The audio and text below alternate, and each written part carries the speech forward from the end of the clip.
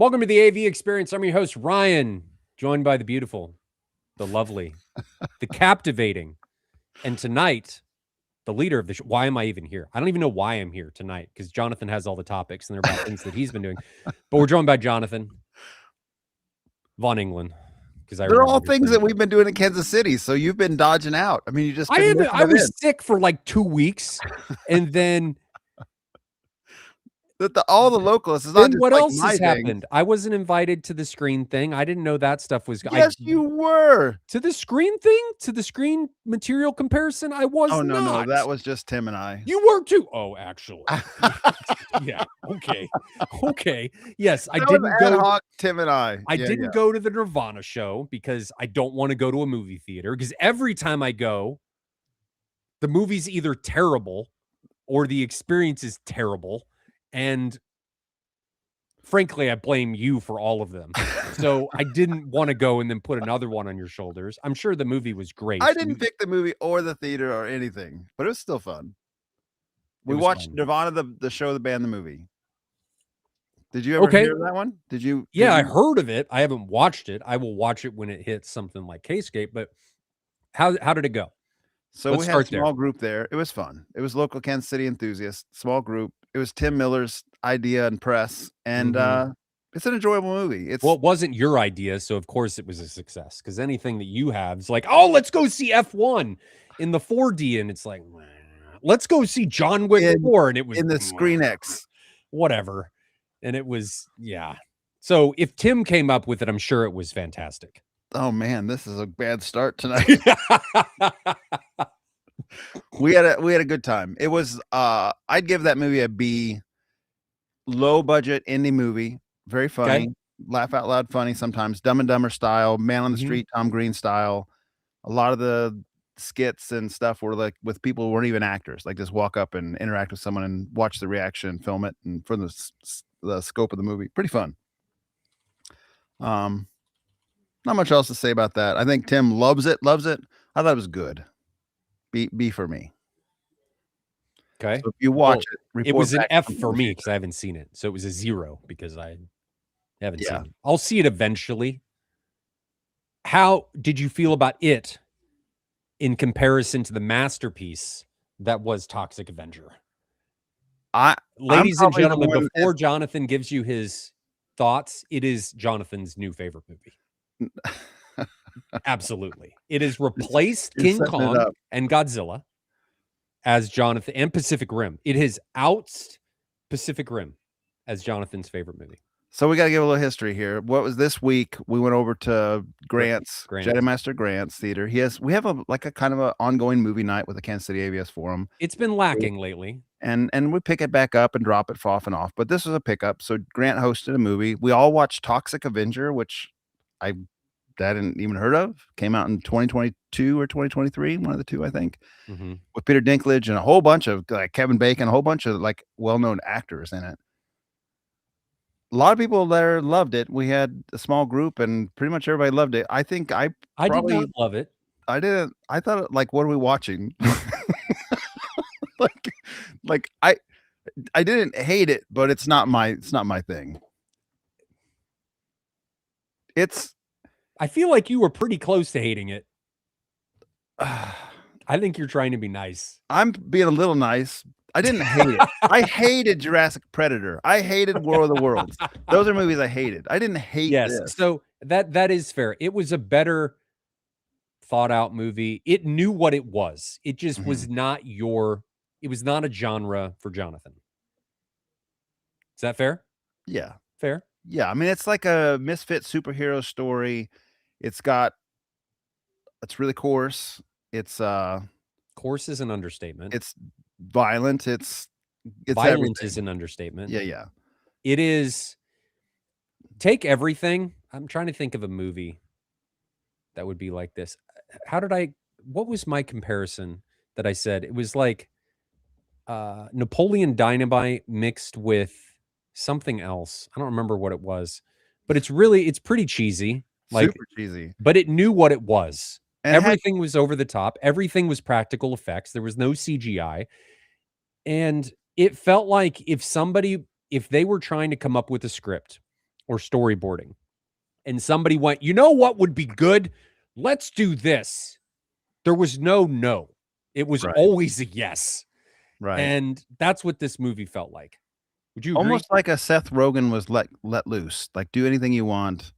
Do you think that would be a analogy? No? Or Peter Dinklage. I felt like it was the things that he maybe wanted to say on camera. I don't Yeah. know. I'm just kind of making this up. And this movie gave him an excuse because some of the things that he said and did were ridiculous. Absolutely ridiculous. Like you would look at it and go, did he just say that?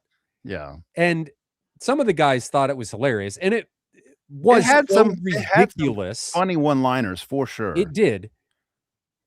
And I'm not going to ruin it for anybody because I want you to organically go through this. Like, if you're going to watch it, make sure we watch the unrated version. And it was absolutely unrated. Like, this was so far past rated R that it deserved an unrated rating. Like gore for the sake of gore kind of stuff with Yeah, but it was cheesy gore. but cheesy gore. Cheesy Yeah. gore. Absolutely. It was so over the top and ridiculous that you knew it wasn't real. So you weren't like grossed out. It was always an, oh my God, how did he do that? And that's the reaction that you have constantly. So I gave it, what was my rating for it? My rating for it was. See, and you guys are gonna get a negative opinion on it to some degree, because I think out of the 6 of us that were there, Ryan and I probably were the ones that didn't like it the most, No, right? Or Ryan liked and it the least. I actually gave it a lower rating than Ryan. Or are you talking about me? Yeah, you and I were probably the ones that liked it the least of the whole group that was there, I think. So Kramer and I were actually pretty close. He gave it a 7. I gave it a 6. So my rating is A, B, C, D, E, F, G, H. Like I'm going all the way down. I'm not subscribing. I add more things because I didn't pass high school. I add more things. So I've got an E rating and I've got an F rating and I've got things down below, but it was a D to me. It was fun, but it wasn't, I'll never watch it again. Right. Absolutely not. I was laughing. Well, But see, on my scale, a 6 is like not great, but it's still above. Like if you're doing a 10 scale, a 6 is still okay. It's yeah, better. It's like if 5 is average in that scale, then 6 is like okay. but what did I give Jurassic Predator? The 1 or a 0 if there's a 0 on your scale. No, because it was a movie. I watched it. It wasn't a 0. There was something on screen. It wasn't just black or paint drying. So I had to give it something. So what did I give it? Oh, I gave it a 1. Yeah. So it was just Jurassic Predator was just above nothing being on screen. Like just above. I'd probably give this one like a 4. Like I probably didn't like it as much as I liked it, but there are some funny scenes that made me laugh out loud, and there's nothing you can say about that. Like when he's at the doctor's office, this is a funny scene that I'll describe. He's at the doctor's office, he's getting a terminal That was funny. terminal illness evaluation. And the doctor, like there's some construction going on every time outside, and every time the doctor tries to tell him what he's got, the jackhammer goes off. But he doesn't stop talking. He just keeps talking. And Peter's sitting there going, what? Like has no idea what's going on. It goes on for quite a while like that. Or a bobcat drives by with a beeping sound, and then he can't figure it out. He's just getting so frustrated. There were a lot of those scenes, and it was laugh out, like it was actually laugh out loud funny. It wasn't, like you make a kind of a noise, chuckle. It was losing my crap in some of these funny, but it actually had a pretty good sound mix. It actually was surprisingly high tier for what it was. I mean, like a B campy movie with great practical effects, frankly. It did. I mean, the effects all around, visually and audibly, were really well done. It knew what it was visually, so it was trying to be over the top, but they did the practical effects really well. I thought it was well done. It was ridiculous. No, it was. I mean, I understood what was going on with the plot line, but I'm like, I just kept thinking, like, what is going on? What why are we doing this? Why is he assaulting people with this weapon choice? What is going on? Why is the like capoeira guy or the guy doing flips all over the place in every scene? Don't ruin it. Don't ruin it. It's absolutely a movie that people should experience. Some people will enjoy it more than others, but it was If I had to sum this movie up, I would sum it up as an experience. That's what it was. It was a movie that knew what it was, and it was an experience for people that went through it. I'll leave it at that. Okay, next topic.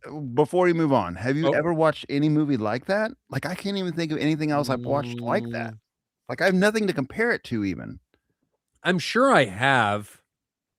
You said Napoleon Dynamite, like, quirkiness, that's probably fair, but just let that loose times 20, Well, and I then mixed it with something violent, and I don't remember what my analogy was, but it awkward and goofy yeah, and zany and just off yeah, the chain. yeah. And I kinda thought to myself, like, Peter Dinklage has been so successful, like Game of Thrones and some of these different titles he's been in, and Kevin Bacon for sure. How'd they end up here? I don't know. I'm sure Peter my guess is that he wanted to do that movie. He did really well in that movie. Yeah, he did. I mean, he acted the But, I role mean, he really does it well. well in everything, doesn't he? I He mean, what does. is He's a yeah. fantastic actor. He did really well. It was well acted. It was just ridiculous. Past ridiculous. Okay, moving on. Next topic. Elijah Wood's in it. He is, and he did a great job. It's a very strange. He came out and I was like, "Frodo?" Yeah. And yeah, he did a great job. Everybody did a great job. Everybody played the role. Okay, off the topic, Jonathan. Stop bringing us back. What's your next topic? Yeah, so I got a little list here. I'll talk a little bit about laser dimming that I've done some testing with lately. I watched Batman, with some Which of Batman? the Okay, young that men from church, the new one, the okay. 2022, 2023, whatever it was, You watched it with a young man from church? with a couple young men from church. Now, Just did you put him through changing projectors in the Jonathan experience, or did no, you no, actually watch this it? was just run the JVC because that movie's super dark. Run the It is. JVC and let it play, right? I mean, that's about as dark a movie as you'll find. I love that movie. So we played it through, and what was interesting to me, that's probably the first time I watched it here on the JVC. I watched it on the LS 12,000 once or partially. What was interesting to me is the laser dimming was never really engaging on the JVC, so that got me into curiosity, like, why not? So I got on the forums, and I was asking people to test it, and other people tested and said, "No, it doesn't engage in that movie." Because there is, I guess, a black floor that's elevated slightly by director's intent, it never Mhm. gets a truly black floor, like, there's always a little bit of noise in the picture or a little bit of an Sure. elevated thing, so it doesn't ever engage laser And dimming, that but may there's not be from the director's intent. That could actually be because the movie is so dark from the ISO and stuff that is when they're recording it. Just food for thought. yeah, I mean, I don't know. I shouldn't assume, but I do think from what I've read, it seemed like the director wanted to have kind of that graininess or that noise in the picture, like, give it kind of a give it kind of that vibe. So Mhm. anyway, I tried it on the QL 3000 and it faded to black in some scenes, but not all. There are multiple scenes in there that would fade to black really nicely. Like, think about the elevator lobby at the end where Mhm. Batman's fighting guys, and the only light in the room, like, he shoots the guy that has the cell phone light he's aiming, the only light in the room is gunfire, and then it's black, and then gunfire, and fighting, and black, and gunfire. Laser dimming would be perfect there instead of just kind of a fade to dark gray, right? Mhm. Neither projector, JVC or QL, laser dimmed there. At the very beginning of the scene, right after he kills the main guy, it fades to black. The Epson faded to black. The JVC didn't. So it kind of got me on this little, like, investigation thing. Like, what causes this to happen? What allows fade to black to occur? And then it transformed into discussion over fade to black, because when we were doing this, the Genie projector, the Titan versus the QL 3000, we noticed their lasing behaved different then. Mhm. The Titan actually had kind of more of a slow fade to black cutoff where the blackness would be, the laser would cut off, and the Epson's kind of more of an erupt cutoff. And my experience with the JVC has always been an erupt cutoff. Like, the dimming can occur, but the actual transition from laser on to laser off is abrupt. So on Mhm. that forum, on the on AVS forum, where I'm asking these questions and pulling this testing, one of the guys is like, "No, no, the JVC NZ 500 does a nice slow fade to black." And I was like, I've had this projector for like 9 months. I've never seen it do that." And he's like, "Yeah, yeah, it does it." And then someone else chimed in and said, "Yeah, yeah, it does it." And I said, "Well, what's your reference? Like, what are you talking about? I've never seen that. I wanna know what I'll be happy to test it." And they said, "Mad Max Fury Road." So I I pull out Mad Max Fury Road, and I throw that in the projector, and, yeah, it has slow fade cut to black on high, balanced, low, laser dimming off. It has laser dimming fade full cut to black on my phone and my LG OLED and basically everything, because it's not actually the laser dimming in that way. It's the source content. It's the source content that has the slow fade. And then the laser cuts off at the very tail. Oh my And gosh. some of these guys are attributing the slow fade to the JVC. Now, children, this is a perfect example of why you should never believe everything you read on the internet. And to those guys, to their defense, they probably didn't know, but you went through and actually checked it. Sure. And As I am prone to do. funny. If you're going to challenge me, I'm going to check it. So I replied a little smarty post just for fun on the forums there and whipped out a back of the head smack with a GIF, to be like, hey, the source content, check it on your phone or check it on something else, or turn laser dimming off and see that it still does the same thing. I was thinking when you were saying that, like, how does it behave differently per movie? That makes no sense. And that's probably what you were thinking. To go through and realize that it's the content. Oh my gosh. Yeah, for sure. That's great. I got a little chuckle out of that. And that's the way it is so many times, is that you get information and people, like, they might, truly probably believe that's the fair, and that's fine. But when you actually sit there and test, you'll sometimes get different results than what you see on the forums. So it's worth testing on this kind of stuff. So Fair enough. yeah, there's that. Okay. We did a Titan Max versus QL3000 comparison, which Ryan Kramer put up a video here, so go watch that on his channel. I can put a link in chat for that so you guys can watch it. It basically summarizes what we had come to conclusions on. The QL3000 won by everyone's vote, but not by as big a gap as you might think. So let me share this link in chat. We'll put that on there. Send it in private chat and I'll post it. Unless, are you an admin? You can probably post I am it. now. Go ahead and try. Yeah. If it gets mad at you, I'll do it. I think you can do it though. I think it just did, right? If not, I'll put it in private chat and you can post it too. I mean, you posted to your channel. Oh. Well, shouldn't it do to all of them? I don't know. Here, I'll put it on both. Oh, we don't have chat overlay. That's probably why. There we go. It's in there. No, I was looking. I guess it went. I don't know. They're going to get it twice. So who knows? Chat will tell us if it went everywhere. So you were talking about the comparison.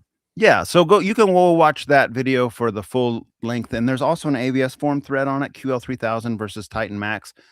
Ryan, thank you for buying the Titan Max so we could test it. That was awesome. And then you were planning to come, but got sick. So that sucked. I was dying. I know you would have enjoyed being there, but I didn't want you all to die with me. I wanted you to have a good time, so I tried to stay away from it. Kind enough to let us use it even in your absence. Yeah. So in short length summary here, the Titan Max had actually better black levels on dynamics, but the Epson had better tone mapping, HDR tone mapping. It didn't crush blacks as much as the Titan did. Now, when you say it had dynamics, would that be laser dimming? So the native contrast is supposed to be better on the QL3000 than the Titan Max, but we didn't ever really see that in practice. We were using the cinema mode primarily on the QL. At worst case, the Titan seemed like it had the same contrast levels. And at best case, where you're using like a dynamic contrast laser dimming, it's equivalent of EBL like the Valerian had, where it really darkens the image down. It was doing well on that.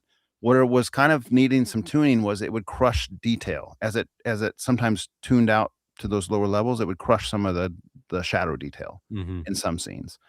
It had some RBE, which was kind of disappointing because none of us, a lot of us in Kansas City seem to be sensitive to it, and only one person there didn't see RBE. Really, what I think the industry is a lot of people don't know that they're sensitive, and they're ignorant to it. I think more people are sensitive to it than is let on. And I feel like it would bother them if it was, but I think you'd be surprised about how much people are willing to put up with, especially if they don't know that if there's another way. Yeah. Ignorance is a happy place for a lot of people. And I think it affects more people than one may think. I mean, you can, well, no, you can't. I think it affects more people than you may think. Anyway. Sorry. So sharpness was great. The QL was a little brighter, but we're just talking a hair brighter and side by side. So we tested them solo one at a time for like a 40 minutes each or something, and then we tested them side by side for a long period of time. And the QL was a little brighter, the Titan was a little bit blacker, the sharpness was very similar. We kind of felt like, long story short, we were chasing the Epson settings, like one of those situations where one is more consistent on scene to scene, like different Mhm. various clips. The Epson was kind of the more mature product where, like, hey, if we change all these settings on the Titan, we can get to the Epson's quality level or even exceed the Epson's quality level, and then go to the next scene, and all of a sudden, like, it flip flops Yeah, again. I Now don't the like Epson's that better, feeling. and you Yeah. gotta change it, chase it again with the Titan. We were doing that all night long, and we rarely changed the Epson settings, but we fiddled with the Titan settings a lot. All that being said, it's 4 times the money for the QL3000 over the Titan. The Titan's 4,000, the QL's 3,000, 16,000. And Ryan said 90, if you ignore RBE, this is the caveat because we both were annoyed by RBE. If you ignore RBE, Ryan said 90% of the QL, and I said 80 to 85%. And all of us were in that vicinity. Like, this is almost there, not quite, almost there for a very nice price. So that's exciting. You know, well, I think we've talked about before. We're all in if these companies will make advancements or make the market more competitive. I think it's good Mhm. for the consumer. It's good for everybody. Everybody wins. Mhm. So, watch that full video if you're curious for more. We had a lot of discussion on ABS forum with people kind of weighing in. They did handle things a little bit differently. One of the things that was kind of negative on the Titan also was the red. The saturation of the red seemed to like come down over the course of time, and we just happened upon that. We were trying to compare basically how they handled detail levels around fringes of things. You know how you get in these comparisons where you're really just looking at the nth detail. There was a rose on the screen that was comparison in a side by side. The Titan had some like white kind of fringing on the edges of the rose petals that the Epson didn't. And so I said, pause there. Let's figure out what this is. And we paused it because, hey, is this a sharpness setting? Is this a contrast setting? Is this an AI sharpening setting? Like, what is this? What's the Titan doing that's making that little white fringing? While we're on that screen, we're noticing that the Titan's red saturation is kind of grayscaling That's heat. over the course of like Would 10 be my seconds because guess. this is a Yes. full red rose, like just a full Mhm. red rose. Mhm. It's grayscaling ever so slightly, and it was kind of a funny situation because some in the room were saying like, "No, it's not. This is in your head. It's just because you're looking." And a couple of us in the room were like, "No, that is clearly grayscaling." And I whipped out my color picker app and I showed that like over 10 seconds, it was dropping from a 255, 254 red color scale down to a 211, 215, 207. So it was, I mean, objectively with a tool, dropping red saturation. Mhm. It's It probably didn't heat. it didn't do it in a small window. So, like, if there was an icon that had YouTube with a little red icon or something, Mhm. it didn't drop that red. But if it was a full screen red, it dropped. So, curious there. I mean, who knows? Could be So, heat, what made the probably. Epson win? So, the Epson just seemed like the more mature product. There was less chasing, like I talked about. Like, the Epson looked pretty consistently good, and you could chase it or succeed or supersede it or, I'm sorry, exceed it with the Titan, and then the very next scene, you'd have to toggle back settings again to do the same thing. Whereas the Epson just was more like more steadfast. Um, the tone mapping was more reliable. You could pretty much always see what's going on in the image. There wasn't any of the black crushing that was happening. Sharpness was actually probably dependent on the content. Sometimes the Titan would win that. Um, the Titan was quiet. Do you think the Titan was doing it artificially, or do you think it was just natively sharp? I mean, it is a So single chip DLP. it's a single chip DLP, Yeah. which automatically has an advantage, but it is using a 4K E shift. The pixel grid on the Epson was a little bit less pronounced than the Titan, so, Mhm. like, if you're bothered by pixel grid, the Epson had a little advantage there, but the Titan by no means looked bad. We're not watching on a 200-inch screen, so if you're gonna see pixel grid, you're gonna see it on a 200-inch screen, and it wasn't bad on either one. There was laser speckle on the Titan that there was Yeah. not on the I can't Epson, do that. but it wasn't a his screen is a Sievertson, like, higher gain screen, an Mhm. acoustic, like, not acoustic yes, acoustic transparent, but, perforated style, a Sievertson. The laser speckle was more noticeable on the Titan than it was on the Epson, and also the RBE was kinda off-putting for 5 of the 6 of us in there. So, like, those little things, even though you try to eliminate them from your idea knowing that, hey, it might not happen on a lesser screen or it might not happen, um depending on what you're doing, like the hot spotting, all that kind of stuff was actually worse on the Titan than it was on the Epson. even though you're trying to rule those out and say this could be room dependent or screen dependent, it's hard to like discard all those things Mhm. altogether, and really truly be fair Well, because then what you're seeing. yeah, and one of the things that I always worry about is if you know those things going in and you try and mitigate them, my brain, at least this is how I'm wired, always in the back of my head, I always think, could this be better? Like, what am I running into with the Mhm. ignorance part of it? And I don't have the A/B comparison, no. But on the flip side of that, if you don't have the A/B comparison to know, you wouldn't know. Yeah. And I will So, say this, even in the side by side, Ryan, there were times where there are a lot more settings on the Titan than there are on the Epson. Epson's menus are pretty lightweight. Like the mhm. options you have are pretty lightweight. Titan has all kinds of toggles with like AI settings, with like all kinds of Dolby settings, sharpness settings. Like it's more like a modern TV, like a LG TV. We got all these options in there. Did we have the best setting at any given time? Who knows? Because there's so many in there. Where that leads, though, is occasionally you hit something right, like the Avatar Way of the Water clip that we watched, or Fire and Ash, or whatever. I don't even remember which one it was. One of those looked freaking fantastic. Like, when they were side by side, I actually asked, "Is the QL out of focus? This thing looks amazing on the right, on the Titan." And we checked, no, it's not out of focus. It's just that whatever sharpening, combination we'd done with that animated movie, like, looked really, really, really good on the Titan. And then the very next clip, it's the same sort of thing. The very next clip, it looked worse than the Epson again. And so, like, then we toggle the settings back the other way. There was a little bit of like, what would you call it? Clipping on people's faces sometimes with skin tones on the Titan. The Epson was better at skin tones, just universally. Some of that could be calibrated, and some of it maybe not. I mean, I think I spoke to that in the thread on AVS forum. Everyone always says, "Hey, that can be calibrated and fixed," but is that really true? Like Sony, for instance, their TVs have been known for a decade or more to have excellent skin tones. If that's universally proclaimed to be true among all the enthusiasts that Sony has the best skin tones, but all TVs can be calibrated, then why is Sony still continually said to have the best skin tones? Well, because they spend a lot of time trying to make those accurate. I mean, I've read that they actually something that they actually target. Like they have a team on the Sony, TV side that actually targets skin tones.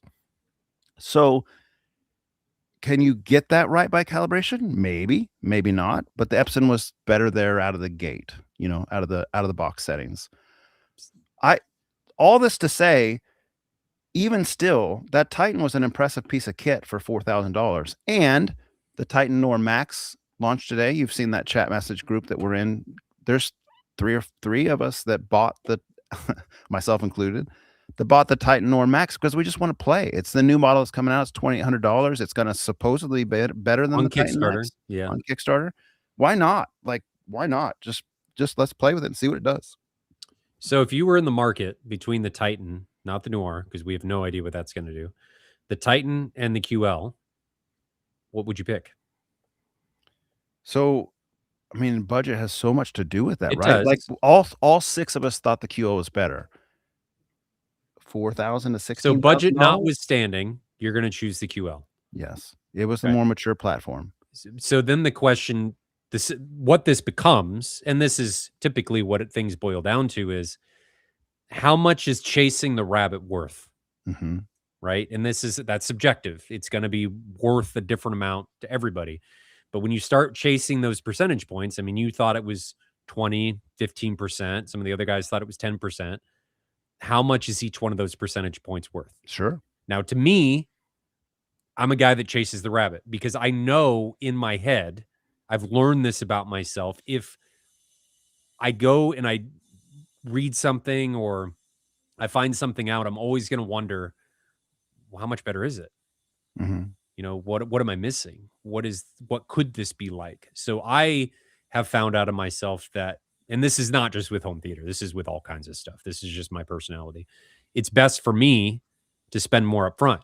That does not mean that same thing because a lot of people are, well, this is good enough. Mhm. And there's nothing wrong with that. Mhm. So what I would encourage people to figure out is before you make a purchase like this, before you make a purchase, an expensive purchase really in any one of your hobbies, is weigh what's my personality like? I know that's kind of a weird thing to think about, but am I going to wonder what could this be like? And if you are, and you think, well, I'm going to probably upgrade to this anyway, how much money are you wasting? But if you're the other part, save the money and put that money somewhere else. Mm-hmm. That's what I always encourage. Know Yeah. yourself. And I then I mean, think you're going to have a better time making informed decisions. as fast as technology changes, Ryan, the other side of this thing is just like it's going to be different for different people. I understand, but $12,000 is $12,000. It is. That's like easily 3 family vacations in the span you might own the projector. That's the difference is. As one example, Mhm. so it's not chicken feed. It's not. And the thing about the Valerian Nor Max is it gets rid of RBE. It actually allows lens memory, which the Titan did not. So you can have CinemaScope over zoom and not. Mhm. It has better black levels because it has dual dynamic irises that the Titan Max did not. And it's cheaper than the Titan Max. So let's say now it closes the gap a little bit with a couple of the complaints that we really, thought were some of the worst parts of that Titan. It could close that gap. You could. So that's super interesting. And also, I think from my perspective, there's not very much risk in trying it because at the Kickstarter price, it's going to be retail at 6,000. The Kickstarter price is 2,800. Probably get your money back out of it, and if you sold it in the first 6 months. So I feel like it's kind of a no risk thing to try. Just I like to tinker, I like to play. That's my motif. I'm in Mhm. for it. That's So fair. I thought seeing the Titan Max gave me more confidence in joining this Kickstarter than if I hadn't, because Yeah. like you remember how much better we thought the Valerian Max was than the Valerian Oh my Pro god. 2. So I wonder if this will be the same sort of thing where we're like, Maybe. we think the Titan is this level, and then we think the Titan Nor Max is this level. And if Yeah. that's the case, like it's gonna be a good deal. Okay. Unseen. Unseen, hopeful, fingers crossed, gonna hopefully be something exciting. I'm looking forward to seeing that. Then we can triple stack them. Yeah, so with 3 of them buying, we're gonna have to do exactly that. Somebody on the forums was reporting that the legs on those Titan Nor Maxes are configured so you can stack them. That they basically just hold each other like a crate stacking. Well, So there you we'll go. see. All right. Next topic. Hit Yes. me. So the next one I have on the list here is screen testing with Tim. So Tim got a whole bunch of fabrics from a bunch of different vendors and sent me home with these gray ones, a pile of gray ones to test because he decided there's no way he wanted gray. I went over there one night, a couple weeks ago actually at this point, and we played with the fabrics. I think that my eyes aren't as good as Tim's. Tim's got like way better than 2020. My eyes are like one's a little worse than 2020 and one's 2020. I could notice from his seat, which was about 12 feet away, the holes in most of the perf material, and that includes the Stewart stuff. I don't know why, because I don't think you're necessarily supposed to see it, but I could. The material that he liked the best ended up being the same material that Pixel Pusher liked the best. Mm-hmm. And that's the same material that I think I like the best. He didn't have necessarily all the fabrics that are on the market, and I don't even know if he had like all the most expensive ones, but he had ones that he was considering. He had probably, I don't know, he might be in the chat, but he might have had like 20 or 30 fabrics. The XY screen material 4K or whatever, the acoustic transparent stuff was kind of the winner in that little test for us because it had no visual artifacts on the screen, no dirty screen effect, no holes, no perf holes, no more. It was just like it was almost like a white sheet up there. Like it didn't call any negative attention to itself. And Seymour XD, which is the material I have, by comparison, did do a little bit of more. And that's what he has. That's what his whole screen is Moray. Seymour XD. Yes. So kind of like a diagonal line Mm-hmm. with almost like a little bit of black between the weave pattern because it's such a thick weave or You such can a fix that. large thing. That's nothing wrong with it. It was up there as well, like the Seymour XD that we have. It's still good material, but I think it might have been surpassed a little bit maybe by this XY screen material. And I was kind of surprised. I mean, we both agreed the gray material. I've been told on the forums, I think it's probably true that it's hard to judge stuff like that with like a 1 foot sample size here, like a 8 by 11 sample size. even still, none of the gray material popped out to us to be like something that we would want, because it sort of seemed to like kill bright highlights to increase the black level a little bit, but the Yeah. trade-off didn't seem worth it in what So we saw. grays can be really good if you have the brightness, Mhm. because a lot of them are ambient light rejecting. You can increase your perceived black floor, and the ambient light rejection can actually help reduce reflections and the impact that that reflection has on your contrast. So it I'm waiting for a gray woven, It right? seemed like most of the gray stuff was introducing artifacts, though, in our experience, with this sample size. Were they woven? A little bit of speckle, a little bit of, like, Oh, visible texture type yeah, stuff. you need to so I'm talking the grays that I'm talking about are like a point 0.5 gain. Yeah, I Like don't they're low, low. A lot of so some of the grays, like if you look at a Firehawk Uh-huh. from Stewart, Firehawk is a positive gain, and it can do some wonky stuff with like hot spotting or speckle and some other things. So it's well, I don't know about the speckle, but hot spotting is a big can be a big issue with it because of its positive gain. None of these grays that we had to test were woven. All of them were Yeah. vinyl or perf, Yeah, I and don't know. all of them seem to have some sort of characteristic that was not ideal, Okay.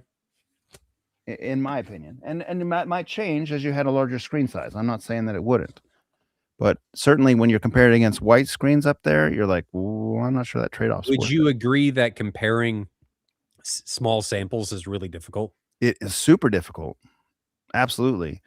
And he had paid for the ones he was most interested in based on his research, he had paid the company for the extra, like, 2-foot sample just so you can have a larger, and that's worth it. Yeah, Absolutely, if you guys are doing that, go for the bigger screen samples. These little ones are mostly free for these companies. It's kind of like a sample kit so they can sell product. If you want the bigger ones, you're gonna start charging for it, and it's worth it for you and to evaluate to get the big ones. I agree. The bigger the sample you can get, the easier it's going to be to evaluate. Those little ones, they're cheaper for the companies, they're easier to manipulate, but man, is it hard to draw a comparison. Mhm. And inevitably, when like, what we were doing is just attaching these things across the screen, like, like, Mhm. almost like clothes hanging up there.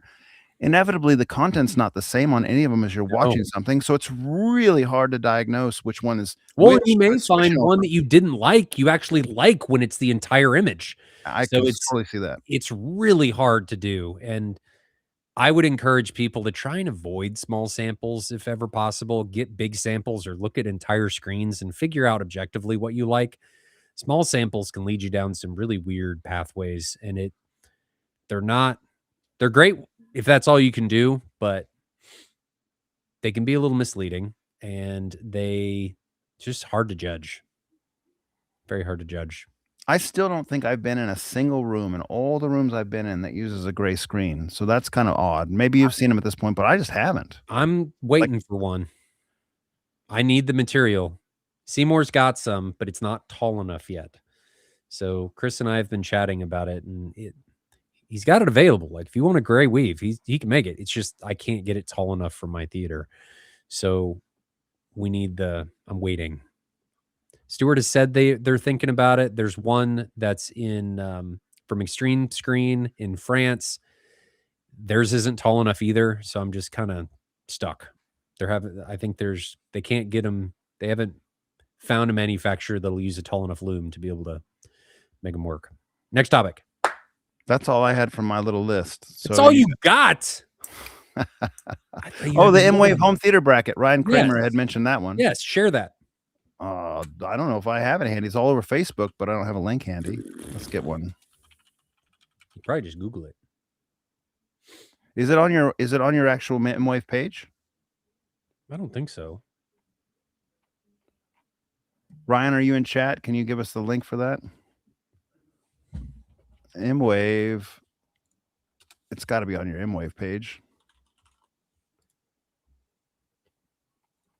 I don't think it is.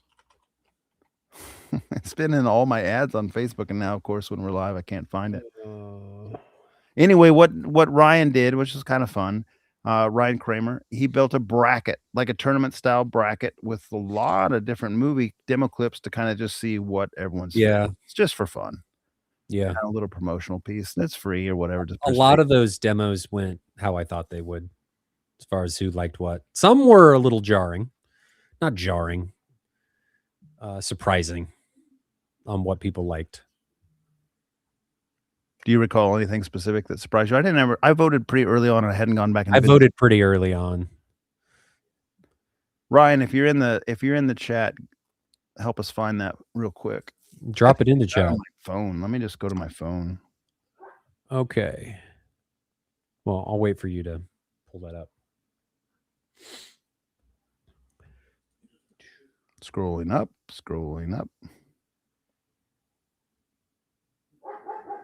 You got any comments start? I've not been reading the comments. Yeah, I've got comments start. I'm just waiting for you to knock this out so that we can move on. It is cool. I love that he did it. Shinedown 54, 1999 super chat. Thank you very much, my friend. Never expected, always appreciated. It's nice. Thank you. Jonathan keeps it all. He never shares. It's not true. You always say that. I'm going to start doing it if that's how you're going to call it. I wanted you to do it from the start. No, I told you I'm not doing that. Bracket. We split it. And then but anyway, it is super cool that Ryan did that bracket, because I think there's some cool things that you can do with a bracket like that. We had some suggestions for him to make it a little bit more usable, I think. Did you find it yet? No, I just texted those guys and said send it to me, because our text chats are so active. It's probably buried like 50 pages at this point. It won't let him post it. We'll show it on the next stream, or you guys can find it on Facebook. Send it to me and I'll type it in, Ryan. If he's saying in the chat he can't post it. Oh, well, there you go. Yay! Here it goes. Watch it be some really long URL that I can't easily type. No, it's super short. Or he sends you to a Rickroll. That'd be even better. All right, here, I'm going to post it on the channel. It's just super short. There you go. Check that out. Vote. And let's see who wins the demos. And Ryan came up with these demos. We didn't vote on them to try or make suggestions of demos to put. Ryan just built this and put it out there for people to try. So jump on there, vote. Let's get this one done. If you got any suggestions on new brackets in the future, drop them in the comments of this video. Don't put them in chat because we'll miss it, but drop them in the comments so Ryan can look at them and see if he wants to do something in the future. Hey, by the way, is there a way for us to call each other out in the comments? Because I looked at one of your videos. I was watching one of your videos on your channel the other day, and I noticed in the comments someone said a question. It was directed to me, and you wrote @JVonEngeln. Anything to add to this? I didn't get notified on that. Is there a way for us to make sure because I've also tried to do the same thing to you before, or on my channel to give you, but it probably isn't going through. I have no idea. We need to figure out a better way. I'm a YouTube newbie. I have no idea. I don't know what I'm doing. I just get on here to try and help people and to make myself look like a fool. But regardless of that, let's jump into some of the comments. If you guys have questions, drop them to the chat. We star them as they come in. First in, first out. So we got 9 as of right now. We may have a short stream. All right. So this has been a conversation on AVS lately on a few different threads. I am passionate about this. Jonathan, I think you are passionate about this. So though Terminator Juice says, on paper, timbre matching makes sense. But in movie mixes, there's almost never going to be the same sound coming from different speakers. So it doesn't really matter if timbre matches, in my opinion. Wrong. And this is, I think, is the mistake that a lot of people make. Timbre is not just frequency. Everybody gets so caught up on frequency. It is not just frequency. It is really everything about the speaker. So phase, power, dispersion, all of that stuff matters. You're muted, by the way, Jonathan. Maybe you did that intentionally. I started chewing ice and then realized I shouldn't have done that. We want to experience that with you. So all of that stuff matters. If you have speakers with different dispersion, a lot easier to notice. If you have speakers that are potentially out of phase and they're fighting each other, you may notice. Calibration may try to correct that and create a bigger anomaly. If you have speakers that are totally different levels of power handling, You may push one speaker into distortion while another one's operating just fine. So it's not just frequency. And I really want to encourage people, not just with timbre, but you need to look at speakers not just in the frequency domain. I would argue that the time domain, or not just time, but things outside of frequency are way more important. So that's my take on it. And we've been arguing about it. And they keep saying that, well, you can't hear the difference. I'm like, ah. I'll Well, tell you even if, where I think you notice the biggest difference is, and I know this isn't your cup of tea anyway, but, multi-channel music or, like, Dolby oh, Atmos music, yeah. I think that makes more of a difference than movie content does. Well, okay, let's strip this down even further. So, one thing I'm going to do, Jonathan, and I've tested this before, but I want to do it again. When all of those speakers come in, the Perlistens, the Kefs, and the Ascendos that I'm, Oh, make a Frankenstein build? so I'm putting, yes, not a full theater, but I want to do like a 5 channel or even just like a 3-1 where it's just the front speakers and mismatch the center Mhm, and let people listen because I've done it. I can hear it. mhm, And I recognize, and I tell people this with anything. We just talked about this with projectors. You've got to figure out how far you want to chase the rabbit. It is okay to deviate. It is okay to compromise. But what I want people to do is make an informed compromise. When you're making a decision, I want you to be informed on the decision so you know what you're doing instead of being in a position of ignorance and you not know, though sometimes ignorance can be cheaper. I just want people to know. I don't care what you do. I'm not saying it's you have to make them timbre match. I'm not saying that. I'm simply saying that yes, it is measurable. Yes, it is audible. Whether or not you care, entirely up to you. mhm. Would you agree? I mean, Yeah, you and I are all I full agree, on timbre matching. I agree. So, I came myself, and I kinda mentioned this the other night when we were asking this question over at Grant's. I came myself from a mixed theater, like, I'd just piecemealed to get stuff together, and had done it for years. It was probably till 2014 that I had just kind of mixed speakers, mhm, Wharfdales, Clipses, just in different position. Maybe my surrounds were all one thing and my left, center, right was one thing, that kind of stuff. That's all fine. In movies, it probably doesn't even make as big of a difference, but where it really makes a difference for me is in music, and especially with multi-channel music. I used to upmix just a multi-channel, like, stereo with the Onkos, and I mean, you just could easily tell even when you had EQ in place, you could just easily tell the speakers didn't sound the same.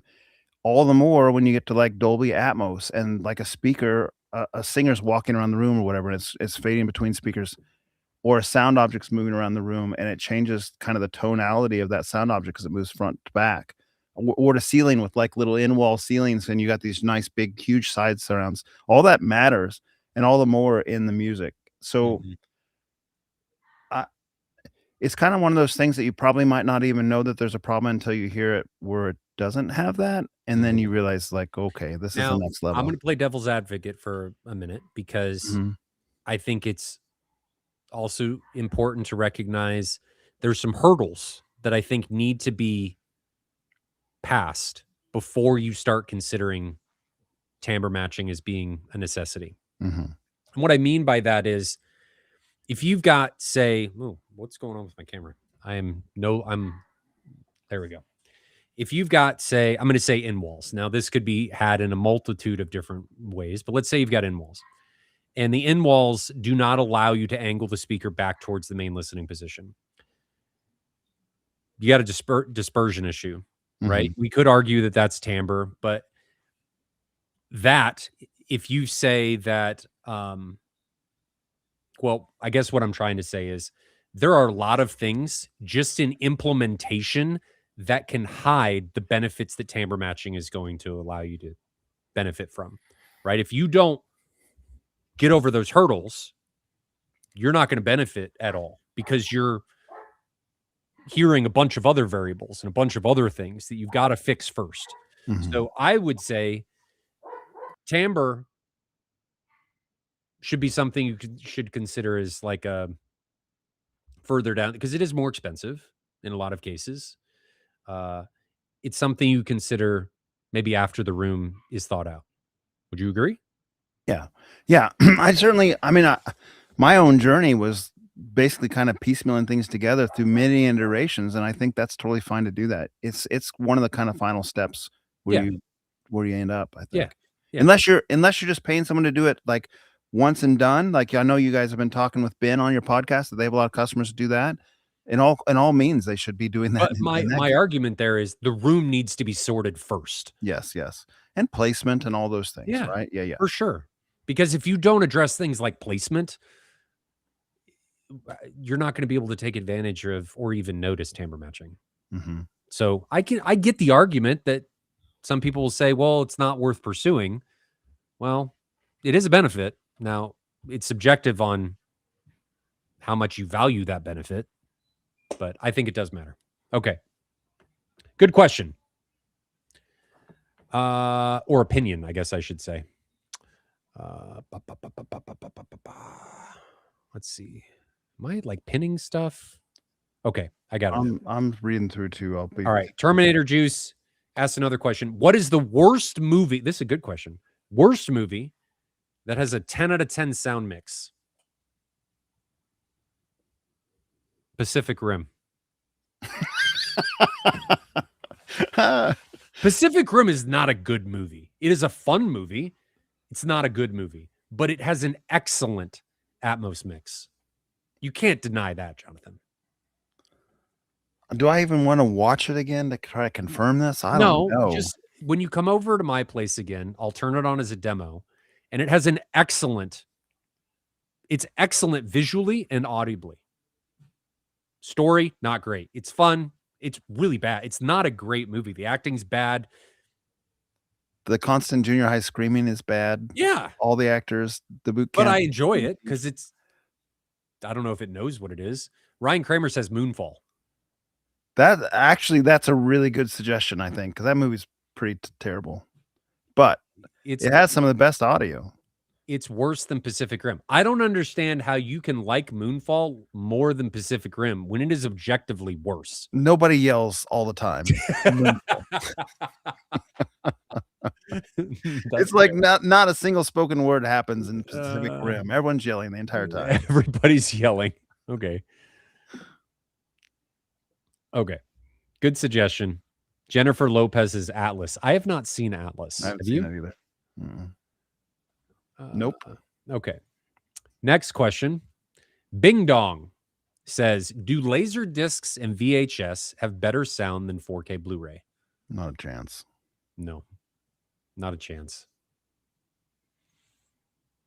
I mean, the bit rate won't be as high. No. So can't. Also, the format won't be as good. So can't.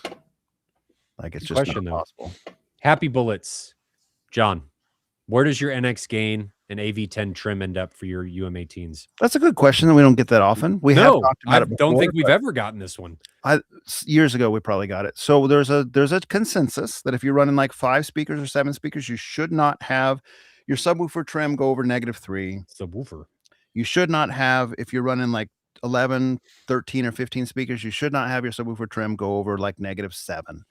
Why? Because there is bass redirection from the mains, if you're using crossovers, to the sub that sums into the subwoofer LFE signal and can make it go over unity or clip. So as a general rule, like those are ballpark guidelines. If you're going to take your system to reference, don't make the redirect go above reference signal. Mm-hmm.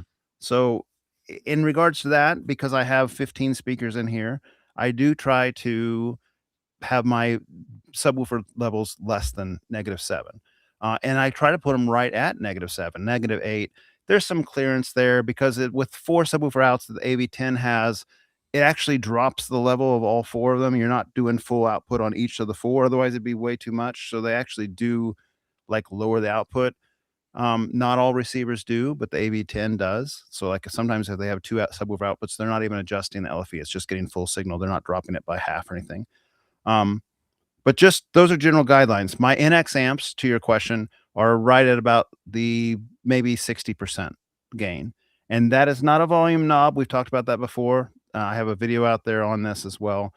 The gain is an input attenuator knob. It's meant to gain match. You can get full signal. You can get full power out of the first indent clockwise. So if you reset it down to 0 where there's no power, it's at 0, and you turn it up one knob so you have one click up and you feed it enough incoming voltage, it will still put out full power. So they're not volume knobs, they're gain matching knobs, input attenuation knobs. In my case, at the -8, -7 type range, it's about 60% where it does. You're trying to watch this DSP signal to make sure there's no clipping on the input side. You're not even getting close. And on the output, it's whatever how much voltage you feed in, basically, is what it's going to amplify. So that's the answer there. I think there's a video if you want to read up more. You can also find more information on that on AVS Forum. Good question. Good question. I don't think we've ever gotten that question. That specific question. So back, I'm just going to highlight what some of the guys are talking about with the Laserdisc versus Blu-ray. So I'll send you a link to a video where some old guy says Laserdisc sounds better because it has the original theatrical mix. He only has a Dolby Digital DTS THX system. Yeah, I mean, he's talking about a European guy. He actually messaged me on occasion on MSN Messenger and tries to say the same things, but I just don't really buy that myself. I don't believe it. I mean, he's free to feel that way. It's not been my experience. The bit rate is not higher. It's Andy Summers is the guy's name he's probably talking about. The bit rate is not higher. It's just not. And the codecs are older and not as new and not as I mean, there's not the multi-channel functionality. There's not the bit rate. There's not the sampling rate. It's just not. So, preferences being what they are. Agree to disagree. I mean, I'm not disagreeing with you. I'm saying that you disagree with him. Yeah. I mean him no ill will. I just don't agree with what you he's don't agree with him. That's okay. Finster78, are 4 RS1s on a 15 amp dedicated circuit too much? If so, would 4 on a 20 amp circuit also be too much? What would the max be on a circuit? Well, that's 16,000 watts amplification, right? Is RS1 is that sustained? Is that 2400 or is that 4,000 amp speaker power? I think it's 24. I think it's not 4,000. I'm gonna look it up. JTR S1 amplifier. I feel like they're 2,000 watts. It might have, yeah, it has the 2400. But still, it's 8,000 watts. In reality, it's probably going to work fine on that. Could you pop it? Yes. You listen to dubstep for 10 minutes straight, and you're probably going to pop wobble. You're going to pop your breaker. Are you going to pop it in watching cinema content? Even the most War of the Worlds? No, you're probably not going to pop it in War of the Worlds because it's just a minute long section. And our breakers are heat related. We've talked about that before. I mean, if it's easy to run these circuits for you, I would put them on at least 2 different circuits, just so you don't have to worry about it. It won't hurt anything if you pop it. It will just turn the power off the same as if you power it off. But it's annoying. Yeah. So unless you're experiencing it popping, then I wouldn't worry about it myself. I mean, if it's easy to do, running a new circuit, especially if you have easy access, if it's like an unfinished basement. If he's building it from scratch, yeah, absolutely. Mm-hmm. I mean, I'd go ham and like give myself dedicated subwoofer outlet. And you did. I did. Putting your mouth, putting your practice. I walk the walk. I mean, I've my theater, the Mad VR Experience Center, 19 electrical circuits. And a wall of copper that looks like something out of a like destroyer in World War II or something. But it was super easy. I mean, it was a short run. We ran a sub panel, and then we just made a bunch of short runs to outlets, and I don't have to worry about it. Just runs. I've never popped a breaker. So if it's easy, do it. If it's not, try it and then see if it pops. And if you do, then address it. Your house won't burn down. Scroob the Nookie, 8054. Hey, fellas, concealed subs be good for movies compared to ported subs? Always see that they are better for music than movies. Yeah, I mean, this is something we get pretty often. If you had a choice between sealed and ported, and you can only have one, what are you choosing? If basically the number of sealed is equivalent times 2 to the number of ported. So if you have 2 ported versus 4 sealed and I'm it's not the saying same driver, number out of the question. Don't care that's about part of the number. equation for me. It is, but I'm saying what I'm saying is you can have as many subs as you want. Which one are Sealed. you choosing? Sealed. Yeah, I'm gonna choose sealed for sure. Ported is kind of used when you have not as much space and you want the most output you can do around port tune. Mhm. There are disadvantages to ported. You're gonna have basically there's a port resonance that happens up the scale, like a harmonics that goes up Yep. the scale from the port tuning. It can be up above 100 hertz. It could be, depending on the tune, it could be 120, it could be 160 hertz where you're gonna have some resonance mess. You also have below the port where you get chuffing and stuff. Um, they can be well behaved. You can have way more headroom than you'll ever run into problems with, or have your crossover set so that this never really is something I encountered. But sealed doesn't have those considerations in the same way. And you just effectively need twice as many sealed as you do ported to kind of make up for that little port tune gain. And then you got the best of all worlds. They can be a smaller box. You can stack a bunch of them.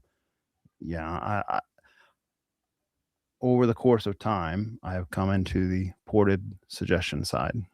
I'm sorry, the sealed suggestion side. Yeah. Left the ported suggestion side. Yeah. If you takes more subs to get the same amount of output, but I think the overall experience, I mean, it's 12 dB per octave roll off instead of 24 dB per octave. So you have more low end extension past the port tune on the sealed subs. You don't have the potential resonance. You don't have the phase change, though they can be well behaved going from the driver to the port. If you need to mix things, it is a lot easier to mix different sealed subs than it is to mix different ported subs because of the phase change that occurs between the driver and the port. Yeah. You can have some chuffing, so you can have some noise stuff that can happen if we start overdriving things. This is not to say that ported are bad. It is simply a case of choose the right tool for the job and address it from there. So, Scroob, I think Jonathan and I, budget notwithstanding, we're going to choose sealed. Mm-hmm. Now, flip side of that, you can only have 2 subs and you're on a budget. You choose I'm going to choose ported, but Yeah. I'm not going to. I'm going to pause there. If someone's like, I'm on a budget, I can only afford 2 BIC or 2 clips, small 12-inch subs, and they're ported. Is that cool with you? I'm going to say, no, it's not cool No. with me. Don't do that. You're going to waste your money. You're going to want to upgrade soon. You're going to have fart boxes. Don't At do least that. go to HSU. You're going to want to spend about $1,000.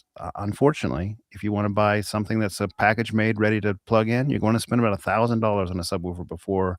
Call me elitist if you want, but before it's worth buying. That's my You can opinion. get some of the clips on sale though. Yeah, absolutely. But they're still going to be $1,000, aren't they? Same with Like the tax. 16, about $1,000, The 16, yes. The 14, you can get less.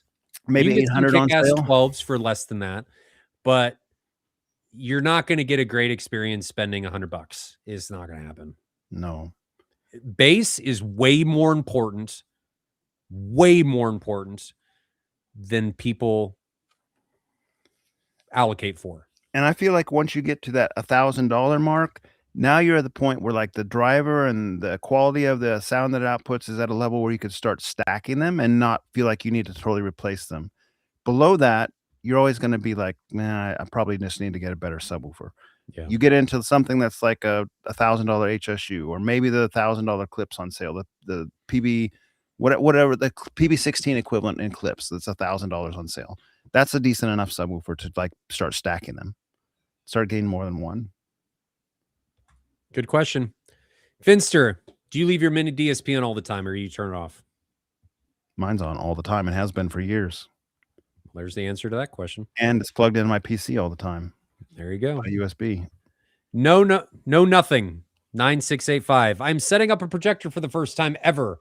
Never used one. Had someone give me a screen and a BenQ 5075. Any videos you recommend that I can follow to help? I don't know anything about BenQ. I've never even had my hands on one. I think he's simply saying general projector setup, maybe not on the BenQ. I would go to AVS Forum and search. I would go to Google and I would do AVS Forum and I would do how to set up a projector and see what it comes up with. And then I would do the same thing without the AVS forum part on YouTube and see what it says. Because it's a DLP, it's not going to have like pixel alignment. That was my first thought. Just generally speaking, with LCD or LCOS, you want to make Yeah. sure your pixels are aligned, your grid is aligned, but it's not going to have that concern. Don't go down the rabbit hole, Jonathan, because I know we could be on this rabbit hole for a long time. Yeah, I don't have any direct advice for you, man. I think YouTube's going to be a correct. great resource, and so is AVS forum. Those are the two places you want to focus your search time on. Shinedown 54. Hey guys, thanks for the continuous HT knowledge. Much appreciated. It's always nice to get kind words like that. Are there any pros cons of using a preamp processor with external amps versus an AVR with internal amplification using external amps? XLR versus RCA, the amount of voltage. Outside of that, there's a lot less than people would think that would pretend to tell you on the forum Shinedown. I think that ASR has kind of blown away some of those old myths by actually running SINAD noise levels and frequency response tests and even amperage output tests to kind of let you know what you're getting. And a lot of times the models between the pre-pro, which doesn't have any internal amps, and the AVR, which does have internal amps, are effectively almost the exact same thing. If you have a long signal chain, you can't have your amps right next to the AVR. As Ryan said, you could run XLR. XLR is better at rejecting noise than RCA is, but if you just got short RCA runs or short XLR runs, it's not going to make much difference. It more comes down to the feature set that an AVR or preamp offers. And is there something that that platform gives you that something else doesn't? Do you need dedicated amps? If you do, find one with the needed channels that does what you want. It's really as simple as that. Identify what you need, find a tool that delivers that. Don't make it any more complicated.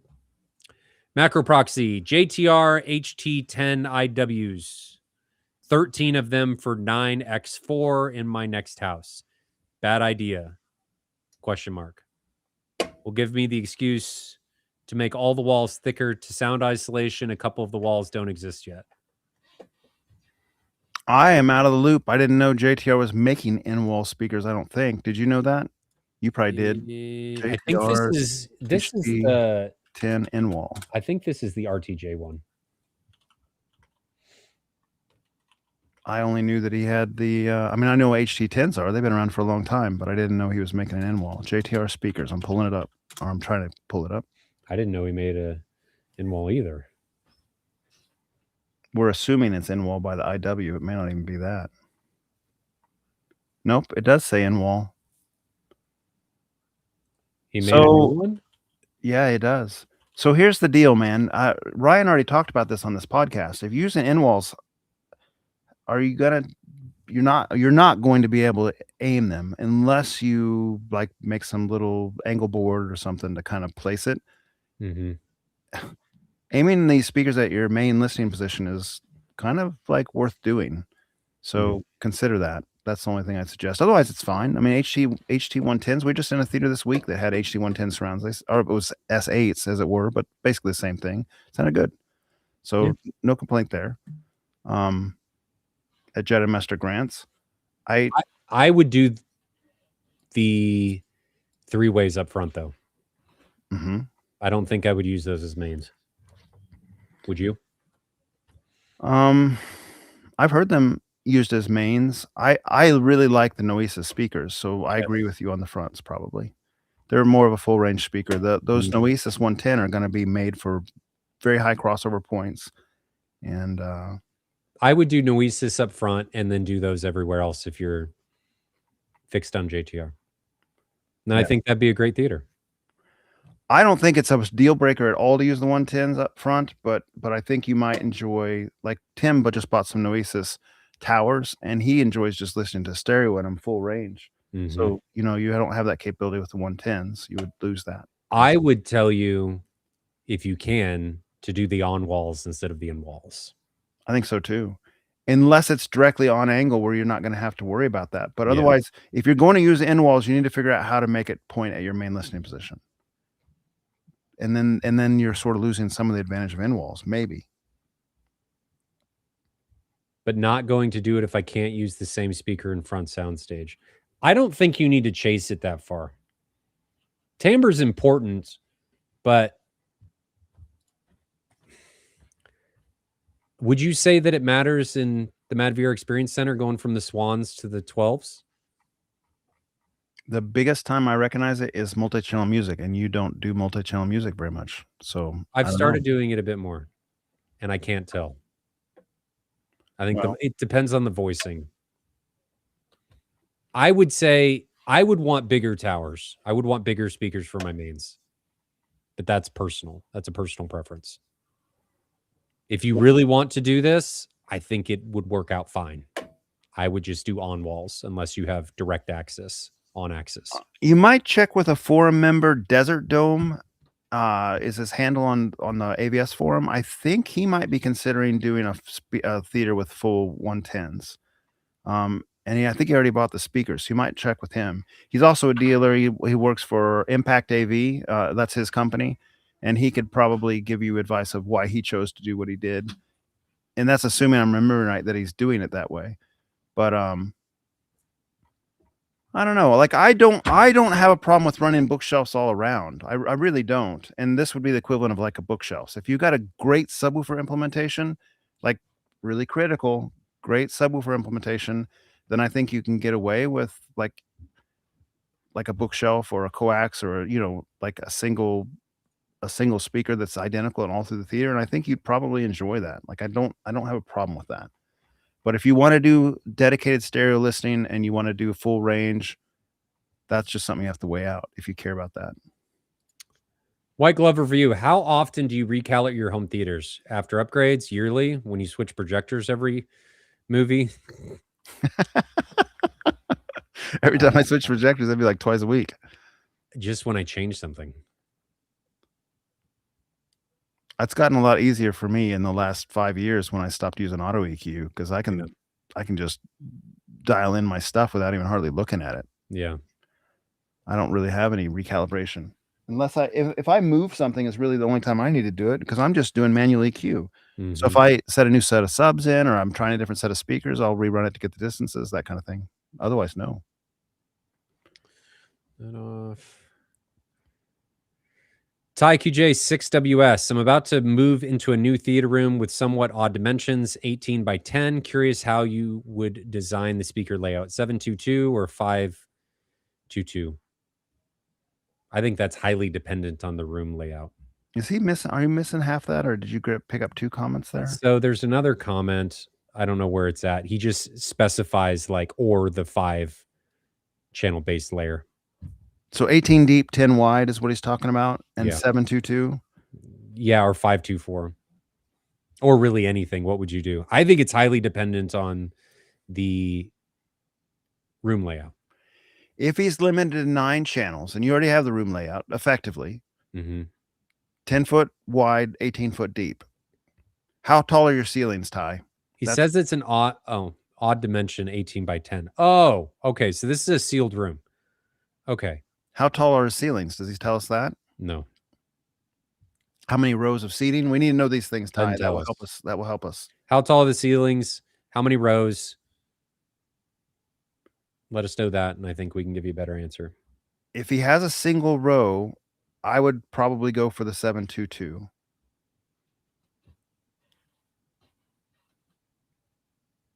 Oh, yeah, because you want the wides. Well, he's not going to have wides, but think about the ratio of movies that have 7 channels historically. Mm-hmm. Even Atmos stuff. The bed layer is a lot of times 7 channels. You're absolutely right. My brain was somewhere else. You are absolutely right. I would agree. Yes. And I would frankly agree, even if he has multi-row, because designed for the 99%. Do not compromise for something that is going to be used 1% of the time. It is not worth it. He says 10 feet tall. 3 to 4 I would do seats. 722. So single row. I would do 722. I'm a 722 instead of 524. If you're limited to 9 channels. Yep. If you can have more, 724. If you can have more, I'm going to do a 922 because I think wides are. I enjoy wides a lot. We've had this conversation many times. Yeah. I would take 2 wides over 4 ceilings. I just would. Okay. And where I think you can do this, and I've said this on a podcast before, you can wire up your ceiling with 4 speakers and just split 2 signals to it, so that your 4 speakers, the left side over here, the front and back get the same signal, and your right side, the front and back over here get signal, and your main listening position is in between all 4, precisely in between all 4. You won't know that there's any problem. All 4 speakers will be hitting you the same. It will sound great, and you're not even sending 2 discrete channels up there to 2 speakers. You're just wiring them together. And then you'll have 9 speakers on the bed layer that helps direct the material up there. I If you're limited, that's how I would do it. That's been my experimentation in this hobby for the last, I don't know, 10 years that Atmos has been out. I see it pains you. That's been my experience. I played with it directly, exactly what I'm saying, and I Yeah, but preferred nobody it. cares what you think. I think that I probably have tinkered more than most people would have tinkered Yes, you and have. and have probably I just notice the heights more advice than I there. notice the wides. That could be room width too, all that kinda stuff. There's a gap there to me if you don't have wides, and I really like it, especially for Atmos music. Bing dong. I still have an Epson 6050 UB, but Epson and JVC prices have gone beyond what I will ever spend. It's sad, but my next projector will not be a JVC or an Epson. They have I gotten more expensive. I don't blame him. Epson left the market they used to be in. They used to live in a 2,500, 3,000 level market, and now Yeah. their cheapest one's what, 4 grand for a home theater style, the LS 9000, which we don't even recommend really. We say Yeah, you should go but to LS everything's 12,000. gotten more expensive, frankly. So, yeah, inflation's a thing. But yes, everything has gotten more expensive, and in some cases, astronomically so. So what is it? His question is, what do you recommend if he can't There's no afford question. it He was or just doesn't making a want statement. to? He was just making a statement. There's no question. No question mark. Ryan B, 6763. Can you go too big on speaker wires? Not really. You can waste money. That's what that would amount to. Yeah. Not really any pain to it. I mean, No. even impedance just goes down the bigger the copper is. So, but you just overspend and get no gain from it. That's the Yeah. look. Google Roger Russell wire table. Yep. Roger Russell wire table, and read Yeah, up there. I It'll tell you have. exactly what you need. No, I don't. But yeah, that's the correct link, and it'll tell you. Spend some time on that site, and you'll know exactly what you need. Jonathan, how much power are you using on each H18? Donald Watson 4991. Hey, Donald, about 1,600 watts, limited by DSP and the amplifier because the amplifier can't do any more than that in reality. If you have it unlimited, the amplifier will power cycle when it goes above about 1,700 watts per channel on the NX amps. If you limit to like 1,600, maybe even 1,700, it will not power cycle and it will deliver that power. So that's what it is.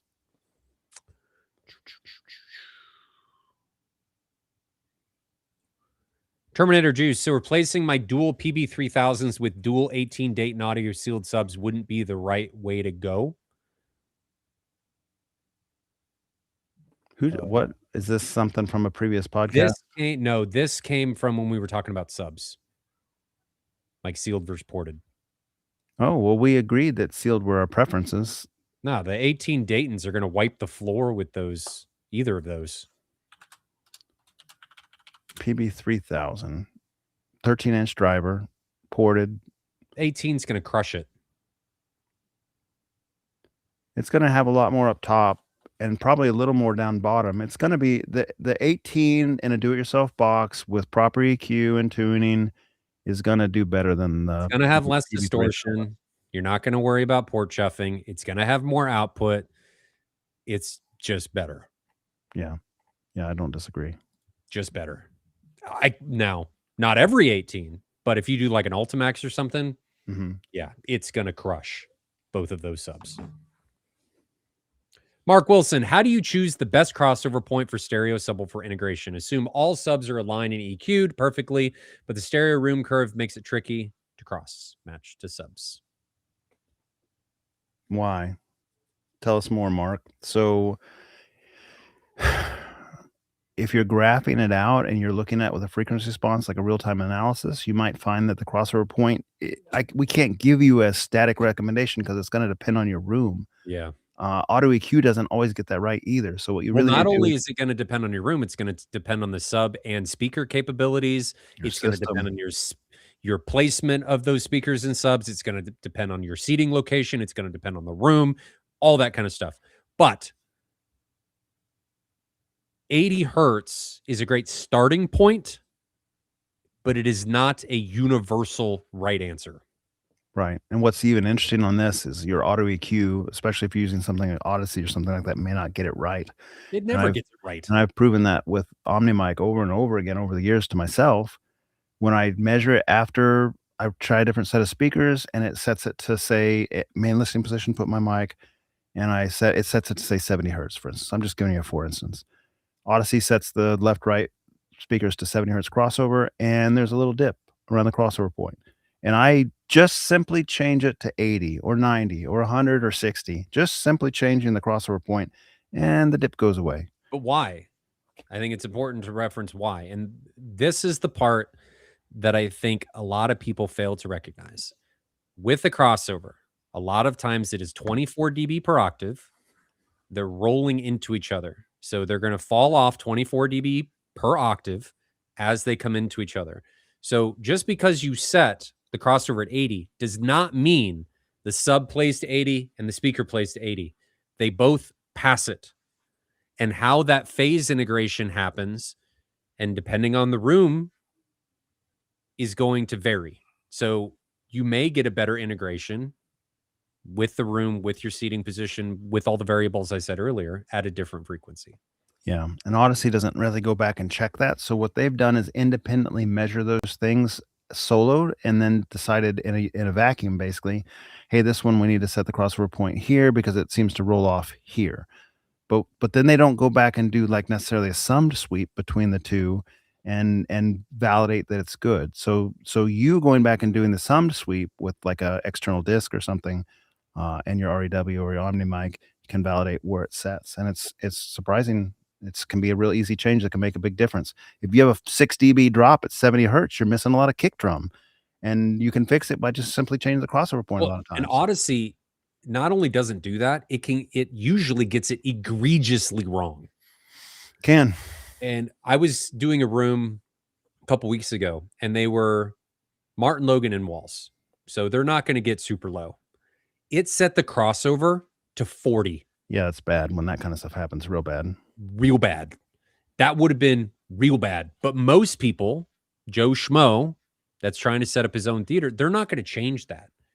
So it's really important if you're an enthusiast and you want the best capability, do exactly what Jonathan's saying and go back and check. And more than likely change what Odyssey set and look at it in real time.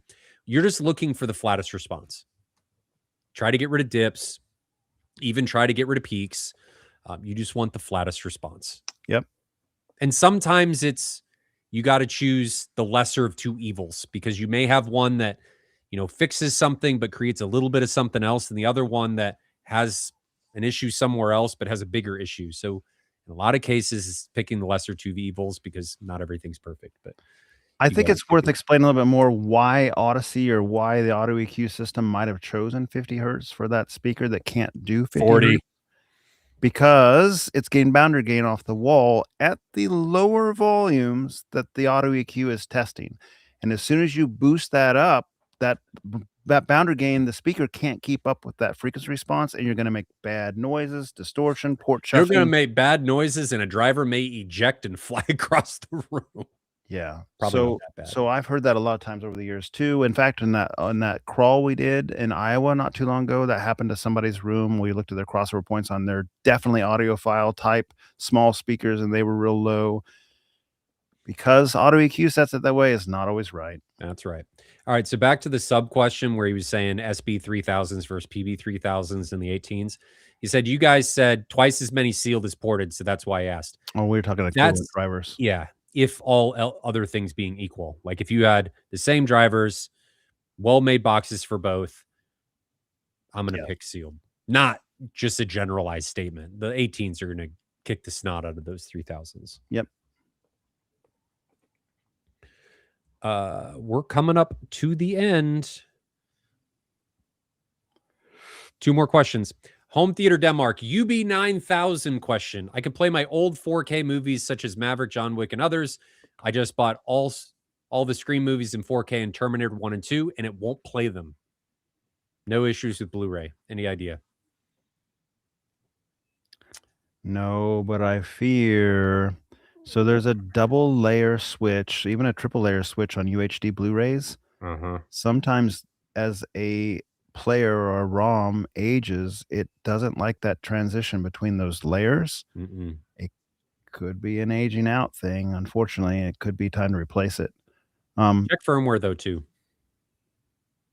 Could be some weird things with how they're encoding things, and it may just need an update. But I fear that Jonathan's right. I've got the same thing happening with mine, Home Theater Denmark, on my AB 820. It seems to play Blu-rays fine, but 4K discs it seems to have struggles with, and it used to work. So, yeah, bass, vibration, age, not meant to last forever. The UB9000's got some age on it at this point.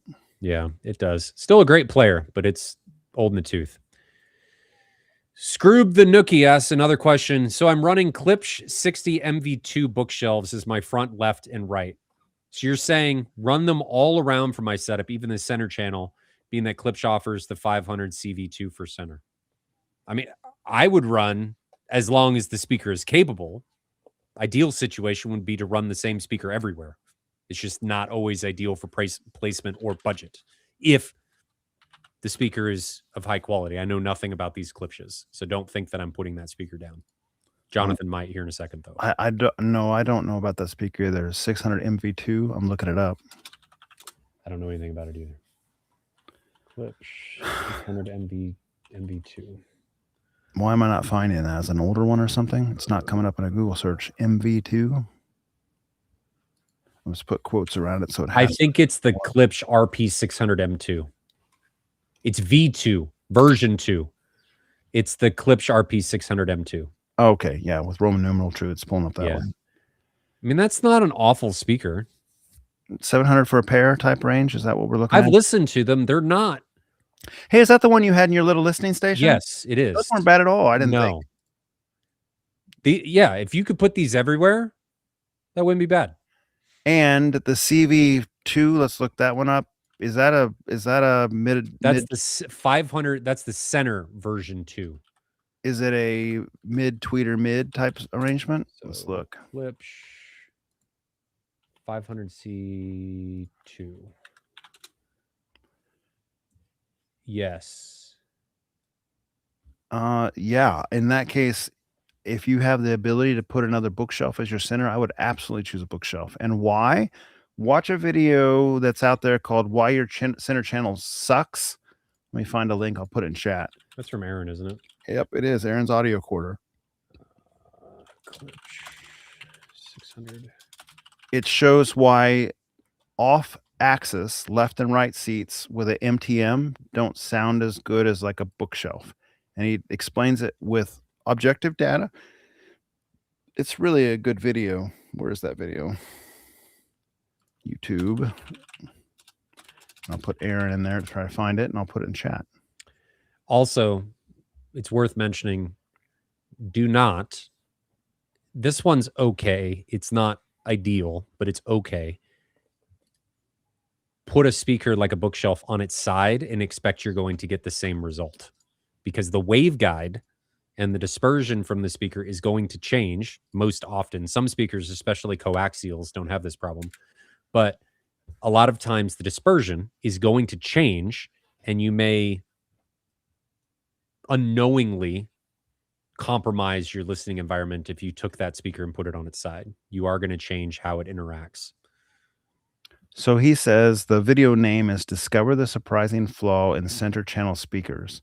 And it's by Aaron's Audio Corner. Look that up, give it a watch. It's fantastic. It explains a lot. And I spent years, probably like 97 to 2000, I don't know, 2011, trying to figure out why does my center channel suck? And I was buying all these little audiophile speakers that were MTM design, and they always sounded bad off axis. I bought a bunch of them. They all sounded bad.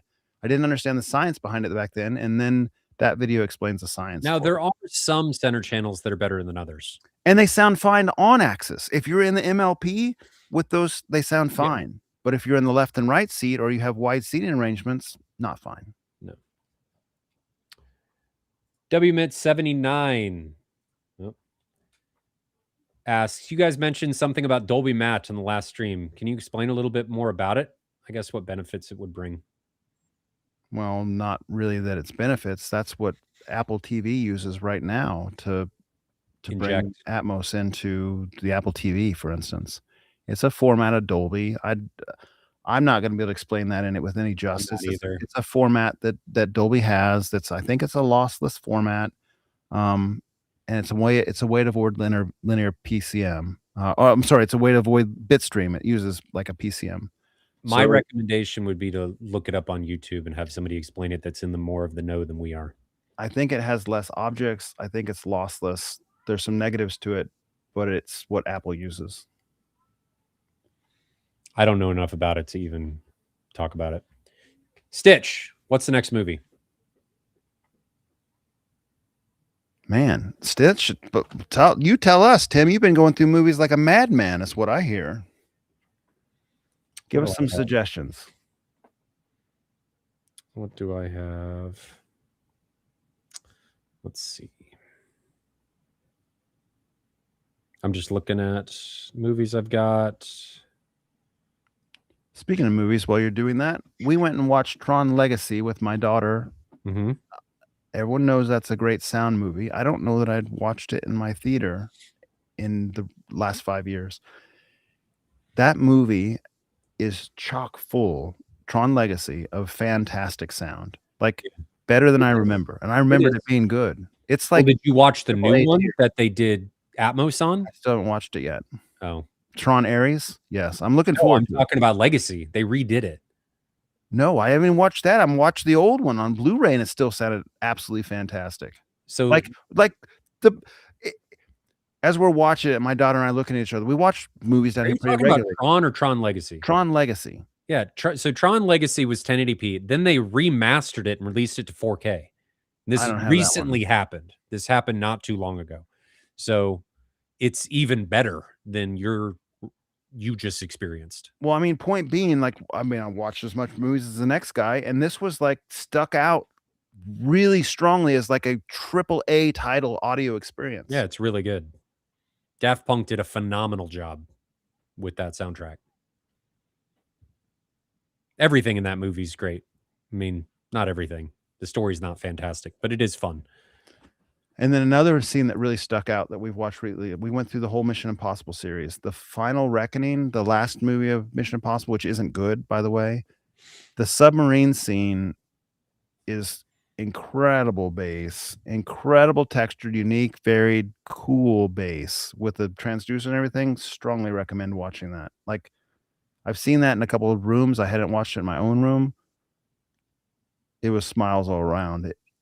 Lillian and I kind of decided, Evelyn went down there for that might be the best single bass track I've ever experienced down here. It was remarkable. So Ryan suggests K-pop Demon Hunter. Ryan has suggested that a lot. It's good. The sound is great.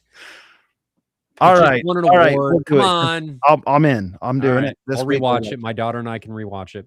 My daughter a few days ago and I watched Ready Player One, and she loved it. Mm-hmm. Loved it. She didn't know what she was getting into, and she wanted to watch it in the living room yesterday when she was just sitting up there doing stuff. So it's fun to watch. Always fun to watch movies with the kids. Last question. Pleased with the end result of my AV receiver's EQ calibration. However, noticed after doing measurements, the distance measurements were off. Should I still input the correct manual measurement? No. Not unless you can account for processing delays, which you can't. So you can't use a tape measure is what the bottom line is. It's calibrating the system all relative to each other Mhm. and calculating the latency of the amps, the DSPs, all that kind of stuff. You'll never be more precise with a tape measure than what it's doing. Not Yep. any of them. Yep. Okay. We've hit the end. That was a lot of questions. They kept coming. Yeah, well, we had been silent for a little while with you being sick and kind of busy. You've been doing a lot of podcasts actually with Yes. AVS and Ben and I am like not replacing you, some of Jonathan. your It own. is okay. I'm Yes. not replacing you. We were just doing more. Ben's been a great asset to do some other stuff, and he's in the UK, so we do it in the morning. Mhm. And then AVS has been, we're almost done with our first year. I cannot believe how many people listen to that. It's a little disconcerting. You still have ads all over I AVS. don't know. Every time I That click a thread, disturbs there's me. Ryan. That disturbs me. I don't know. That is not my fault, ladies and gentlemen. I don't do that. But Apple Podcast, we're getting like 40,000 downloads per episode, Hey, that's which good. is, Connect.